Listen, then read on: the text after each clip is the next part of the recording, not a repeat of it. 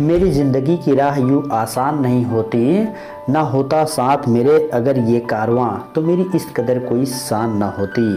मेरा सब कुछ है मेरे गुरु की बदौलत, अगर गुरु ना होते मेरे जीवन में तो मेरी कोई पहचान ना होती, मेरी कोई पहचान ना होती। ये दो पंक्तियाँ मैं उन सभी गुरुजनों को, ज्ञानी विज्ञानी अनुसंधानी शिक्षकों को अर्पित करता हूँ, समर्पित करता हूँ, जिनका तन मन यहाँ तक कि धन भी विद्यालय को अर्पित है, बच्चों को समर्पित है।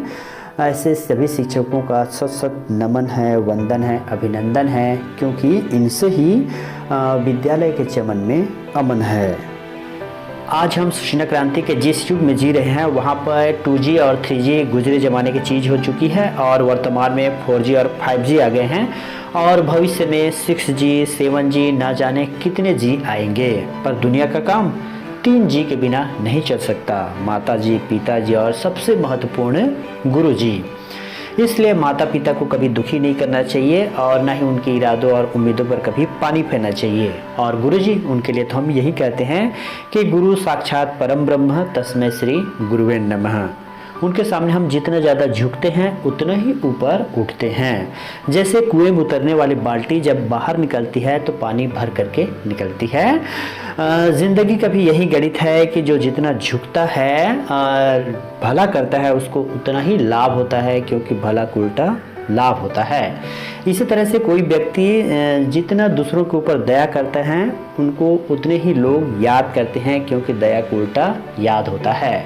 और हम गुरुजनों का काम तो उस मूर्तिकार की तरह है जो पत्थर को तराश करके एक सुंदर मूर्ति तैयार करता है। ऐसे ही हमें उन बच्चों के अंदर के अवांछनीय चीज़ों को निकाल कर एक अच्छे मूर्ति की तरह समाज को देने की एक महती जिम्मेदारी होती है।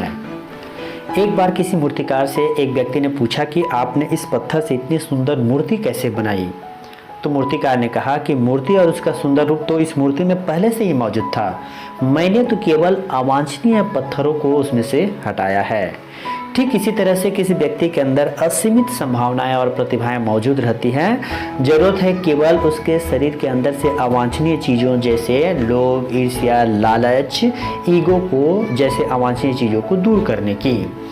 और ये गुरुओं और शिक्षकों की सबसे बड़ी जिम्मेदारी रहती है कि वो विद्यार्थियों के अंदर के इन्हीं अवांछनीय चीज़ों को बाहर निकाल करके समाज को एक सुंदर मूर्ति प्रदान करें। इसीलिए तो कहा गया है कि जिसके जीवन में गुरु नहीं उसका जीवन शुरू नहीं।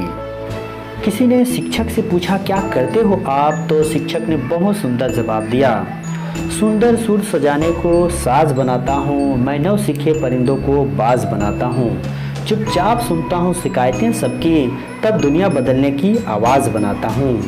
समुंदर तो परखता है हौसले कश्तियों के और मैं डूबती कश्तियों को जहाज बनाता हूँ। बनाए चाहे चांद पे कोई बुर्जे खलीफा, अरे मैं तो कच्ची मिट्टी से ताज बनाता हूँ। ढूंढो मेरा मजहब जाके इन किताबों में, मैं तो उन्हीं से आरती नमाज बनाता हूँ। न मुझसे सीखने आना कभी जंतर जुगाड़ के, अरे मैं तो मेहनत लगन से नई रिवाज बनाता हूँ। नजुमे ज्योतिषी छोड़ दो तकना तारों को तुम, है जो आने वाला कल उसे तो मैं आज बनाता हूँ।